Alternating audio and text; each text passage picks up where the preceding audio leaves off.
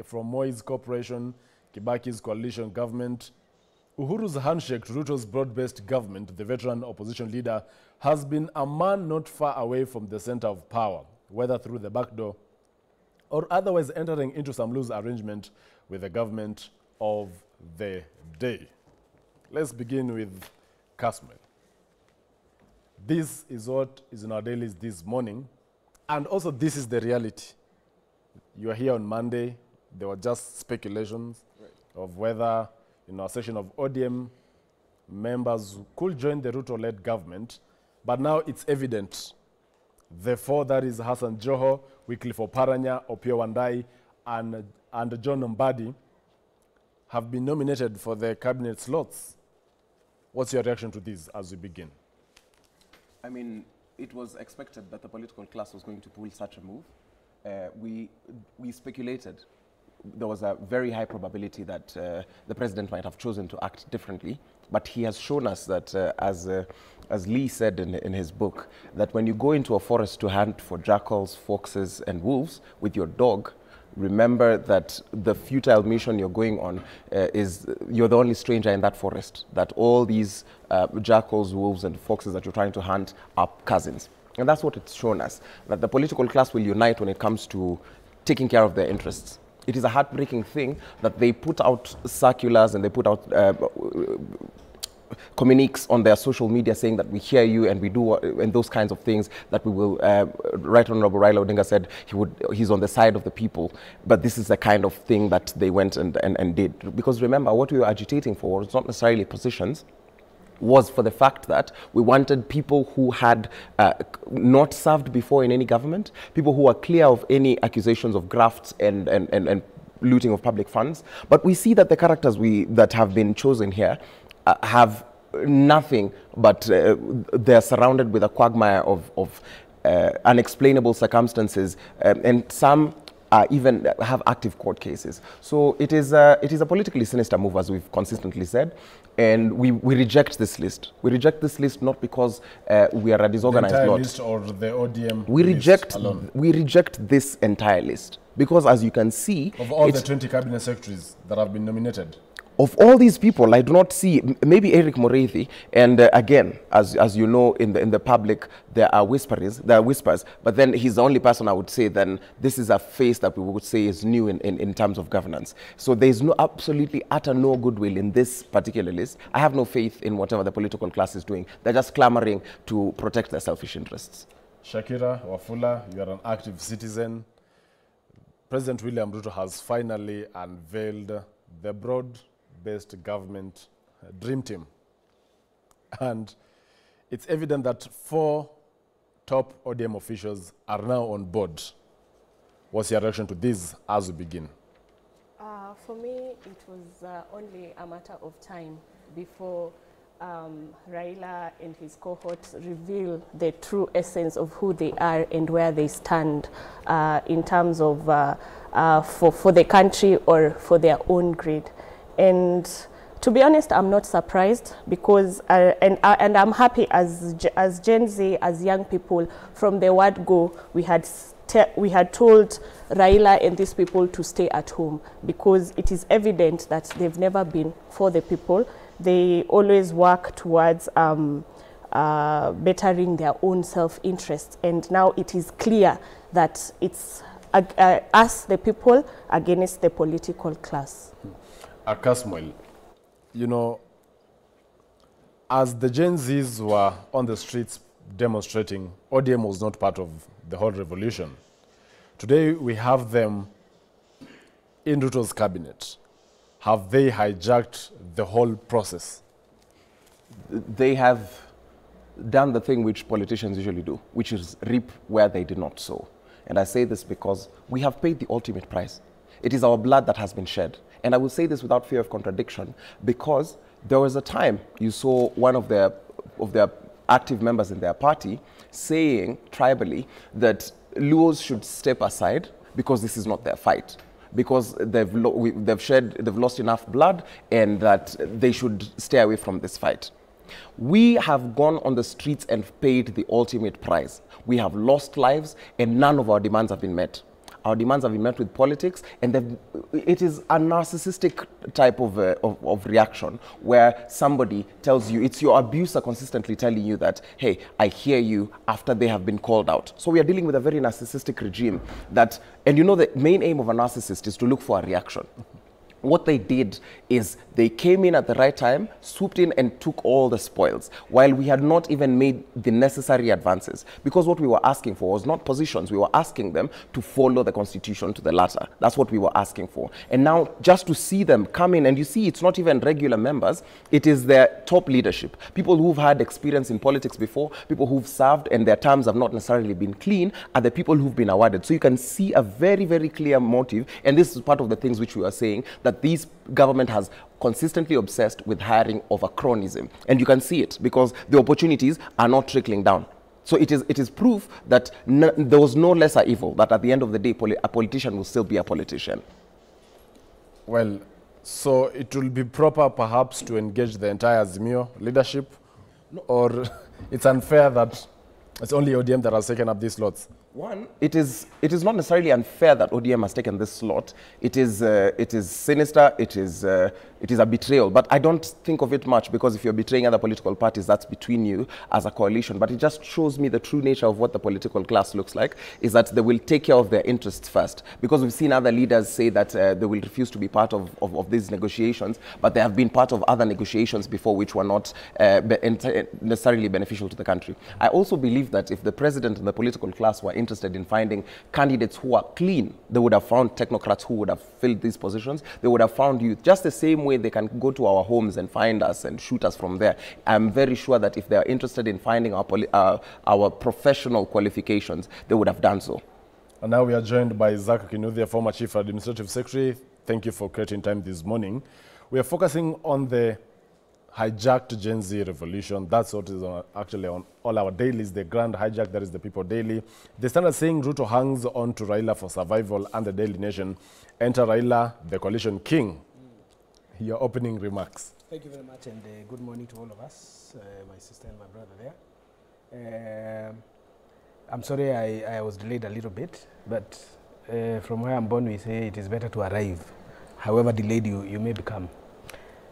I don't think this revolution of young people is just hijacked. It's also abducted. And it's important to put it to the context that a revolution is not hijackable, and it is never abductable. Because a revolution is not more of the people, but the spirit in it. It may not be possible to kill a revolutionary, because the revolution lives on. Raila Amolo Odinga and Azimio coalition, of which my party belonged, the Party of National Unity, has not joined government as a coalition. It is the ODM party that has joined, and I think I found my brother Kasmal talking about Raila and betrayal of parties and such thing. But it is important for people to know that out of the 23 constituent parties that forms Azimio, my friend Raila has just walked in as a person and has picked 4 people from the party. Actually, if you like it, he has joined the government with 2 of his deputies, the chairman of the party, national chairman of the party, and the minority leader in parliament, who is also a very senior member of the party.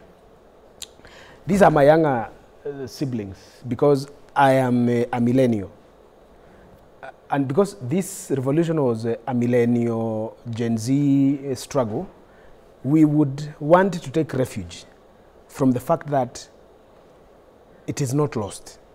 It's not lost whatsoever. And the people listening to us must get hope from us. And this is not the usual religious uplifting romanticism. This is a real matter, that it is not lost. Because it may be delayed a little bit, because yes, this revolution was not led by leaders. It was what French Revolution called, there's a word they used, but this is the oppressed class rising simultaneously, organically, asking for fundamental changes to the way they are administered. One thing I like, because to be honest, you and I, Chacha, as millennials, were happy to see our younger brothers and sisters taking the lead, because they are less afraid than us. They are more deep-rooted in their way of faith than we are. Sometimes some of us having seen the brutality of ending Moi era, we were quite afraid, but them, they didn't see it. They have only heard and read about it. Right. So I think it is important for them and for us to know that, yes, it may not be won as we wanted, but the struggle continues. They say in Latin that a luta continua vittoria certa, that yes, the struggle continues, and when the struggle continues, victory is certain. It is important that we don't lose hope. But also want to mention that I did not think that Honorable Raila Odinga would end his career that way. I mean, you know, I voted for him. We have been good friends. I was the second person in the Republic to shake hands with him when they joined with Uhuru Kenyatta, because I believed we had come from the scathing political campaign, 2017. So we brought young people together. That time, I think I was the age of Kasmuel. Brought them together. We came together and said, let's heal, let's talk. Now that the two leaders have come together for the sake of the Republic, let's go forward. So I thought that Raila had entered into a scene where now the statesmanship and the legacy will be solidified, which I believed all the way together. But now joining government at this point seems to have, and this is not my opinion, from study of what I am reading, seems to have fundamentally wounded the son of the veteran opposition politics. We'll be delving deeper on whether Raila has actually just penned down his political obituary. Shakira Wafula, you know, you have been considered a courageous lady in the wake of these Gen Z demos. But even as Raila has picked 4 top officials from his party, are you also disappointed that no woman is represented? To be honest, like I mentioned earlier, it is more of like the wolf undressing and revealing itself from the sheep's skin.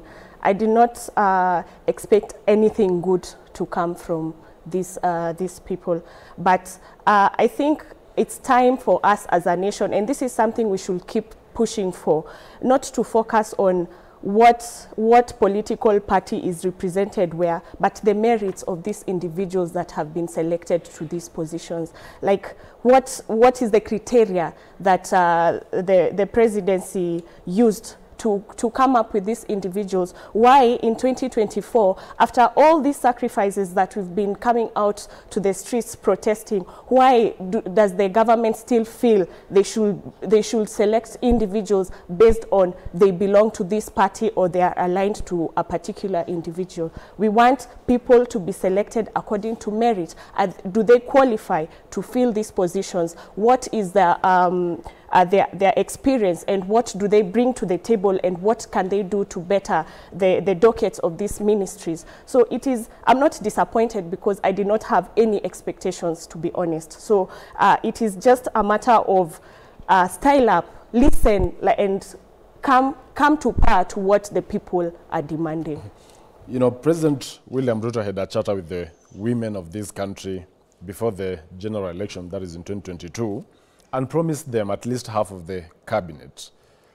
With him getting an opportunity to reset his government, he only has 6 out of 20. That is Rebecca Miano, Alice Wahome, Soipan Tuya, Margaret Ndungu, Deborah Mulongo, and as well Stella Langat. Is he disappointing the women of this country? He continues with his poor trail in performance. It's, again, he has proven that he's not somebody who can be trusted. Everything that he said, most of the things that he says, he doesn't fulfill. Because even when you look at, when you listen to the speech that he gave out yesterday, he started with a lot of, we have heard. And then, after you have heard, how comes you are not doing anything that we as young people have demanded? So for sure, amongst the many failures is the fact that his nomination list does not fulfill his promise of at least 0.5% of the representation to represent women.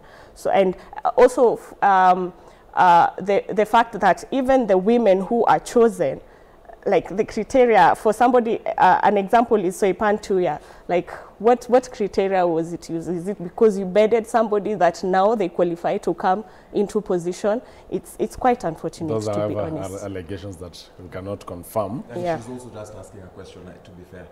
She has not said that that's what happened. She has just said, is it because? I know to Kasmail, you know, just looking at the gender card that is now on the table, 6 out of 20, the President William Ruto promised women of this nation at least half of his cabinet. There is also a conversation on the 2/3 gender rule that is said to be implemented also in the National Assembly.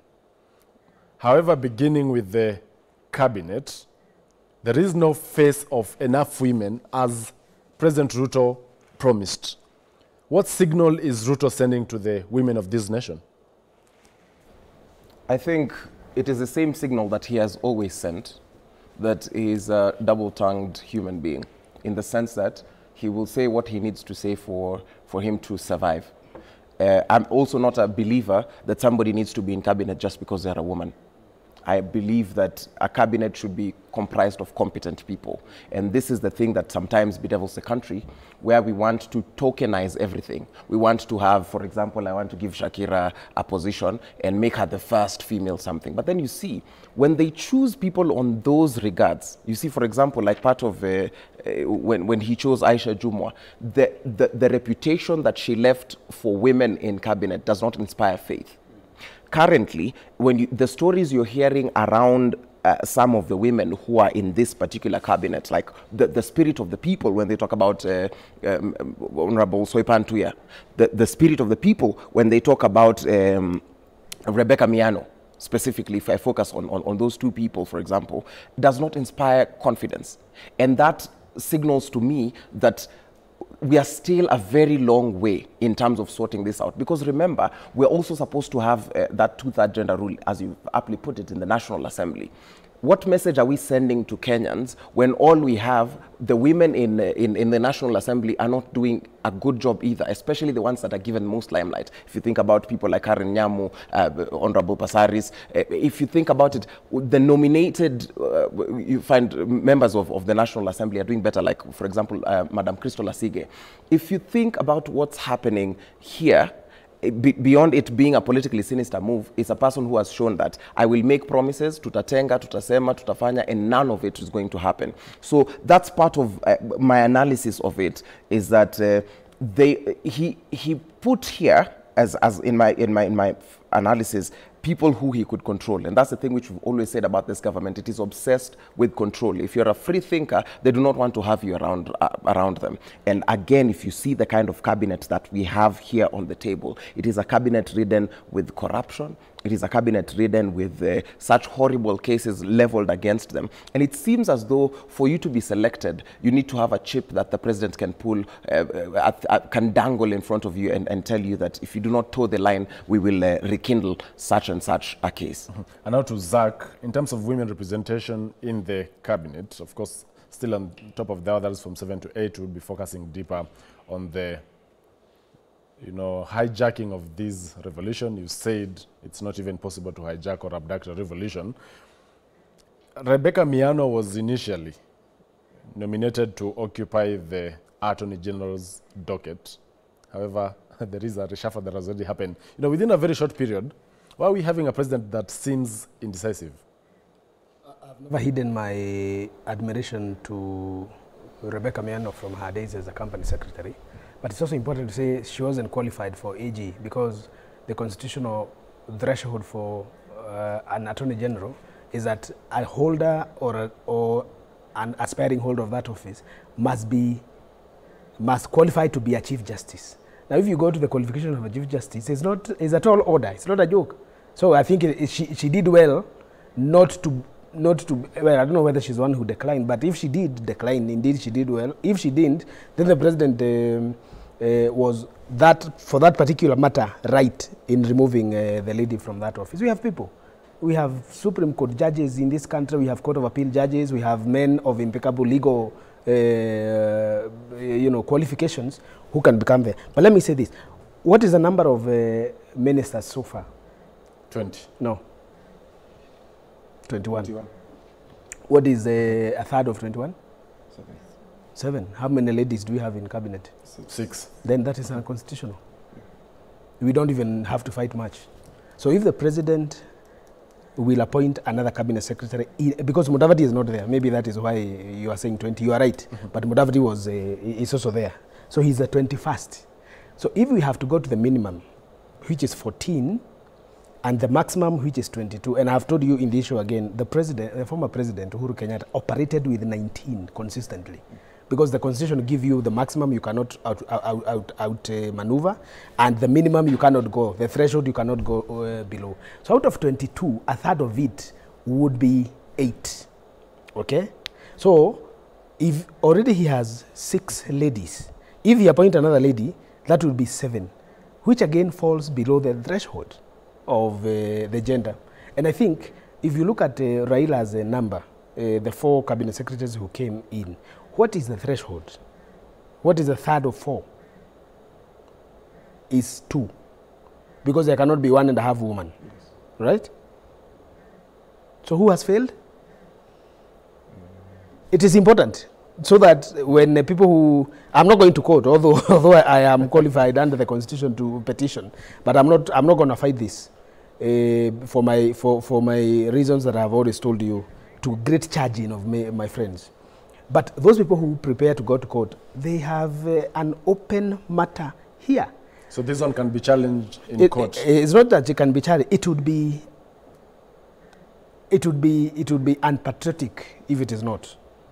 By people who, we have people who are enthusiasts of our country's rule of law. They should be able to see this. And they don't have to challenge this in court. Now that the president has power to reshuffle before these people are appointed, as he did with Duale and Suipan Tuya, then he can do it as now. The president should send a woman as soon as tomorrow morning. And this woman doesn't have to be a woman, can be a young girl like her. We were saying, if you are interested, yes, we were saying people like, and when I say this, they are here because they are representing Gen Zs. People like this should have joined cabinet, so that at least the goodwill that the president promised when he had them, or rather when he said he had them, is portrayed in them. So as far as a constitutional principle of gender compliance is concerned, it is, the threshold is below. Well, and let me finish this. When I say ladies, women have come a long way from the Western bastion of democracy, which is America, from their granting of rights to vote in 1920 or 1964, all the way to Kenyan women when they began becoming cabinet secretary in the name of Nyiva Mwendwa. Women have been empowering themselves. So President William Ruto has failed women. And women are there. So yes, he has failed them. What I would want to put this, sorry, I know I'm overstepping on your time. It is important that we consider that our girls have gone to school from across the republic. Our ladies, our women, our wives have gone to, our mothers may not have been qualified, but our wives are, our sisters are, our aunties and nieces are. So it is important that we consider bringing a woman in cabinet is not a favor. Well, and we should be like Rwanda. It is not that a third means 7 women. A third means even 7 men and putting 15 women. Well, because they are there. And women have been proved to be more caring. We take a short commercial break. When we come back, we'll still be focusing on the hijacked Gen Z revolution. Keep your feedback streaming in our social media platforms at K24 TV, at Joy Church, as well on SMS and WhatsApp numbers on the bottom of your screens. I'll be sampling some of them before wrapping up New Dawn this morning. We'll be right back. Stay tuned.